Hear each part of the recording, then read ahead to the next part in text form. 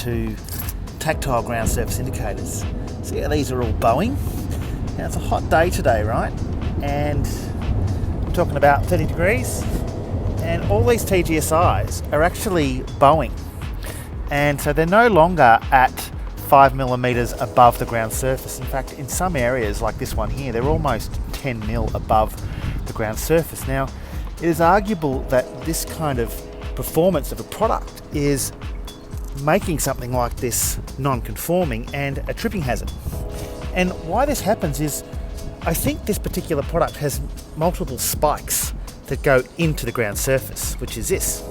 Now, this surface is really rough, and when someone was drilling the holes along here, their method of drilling meant that perhaps some of their holes that they were drilling were not aligned perfectly with all of the spikes that are on the back of this TGSI. In other words, they're not going in straight, they're all going in at angles and things like this, which therefore means that when the material wants to expand, it naturally goes to the mechanical properties of the material.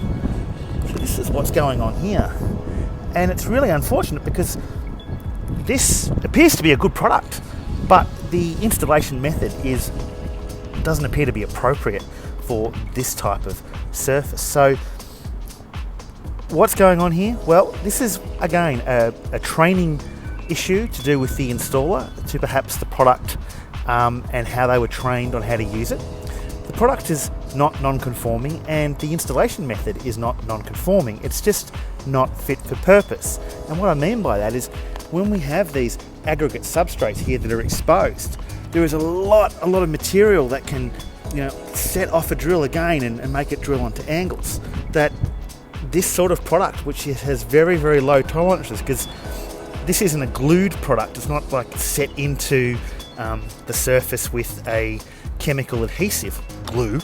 It's set in by means of a friction fit or a tolerance fit into a hole with a pin, and the pin are plastic protrusions on the back of this directional discrete TGSI. So it's really important that we get these things right, because having TGSIs that are bumpy like this, and you can just see them reflecting in the light, this is non-conforming as it stands. It's a tripping hazard, it's unsafe, and it's not fit for purpose.